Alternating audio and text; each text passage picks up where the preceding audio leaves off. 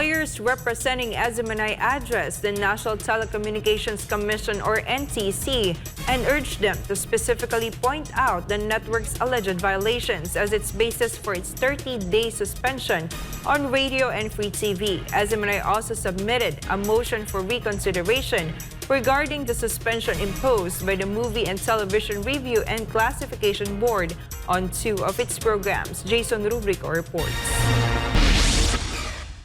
SMNI representatives visited the offices of the National Telecommunications Commission or NTC and Movie and Television Review and Classification Board or MTRCB on Thursday morning to file motions against separate suspensions imposed by the two agencies. SMNI's legal team wants NTC to specify the alleged violations of the network to justify the 30-day suspension on radio and free TV. The network particularly submitted a motion for bill of particulars to the NTC seeking clarification on the grounds for suspension. We're asking the NTC to explain ano yung mga violation para masagot namin. When asked if the NTC hinted at the alleged violations to SMNI, Attorney Rolex Suplico jokingly suggested consulting a fortune teller for answers. So, ano bang kasalanan namin?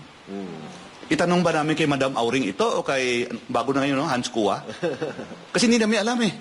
The lawyers clarified that the new petition filed is distinct from the earlier petition for inhibition against 3 NTC officials. SMNI filed a motion for reconsideration regarding the suspension of its 2 programs, Laban Kasama ang Bayan and former President Rodrigo Duterte's Gikan sa Masa para sa Masa. Ang argument natin, number 1, freedom of press, freedom of expression, and on public issues, we have the right to be informed of the nature and cause of the accusation. Kung hindi sila makapresenta ng clear and present danger rule as a basis for the ruling, the presumption will prevail. And that presumption is the ruling of the MTRCB are presumed unconstitutional.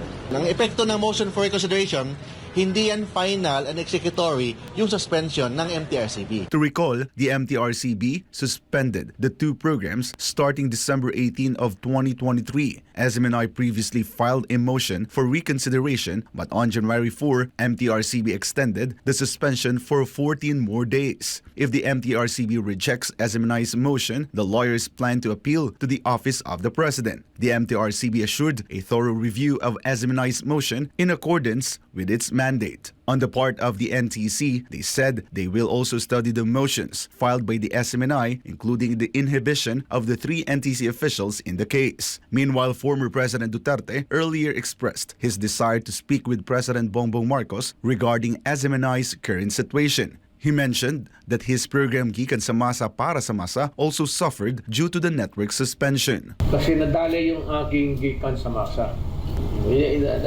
Isali ko na lang yung akin because yun ang importante sa akin yung ayaw kong I do not want to control the president but rather I'd like to talk to him indirectly kung bakit ganon. Tapos, as far as I am concerned, I have not crucified him, not even criticized him severely.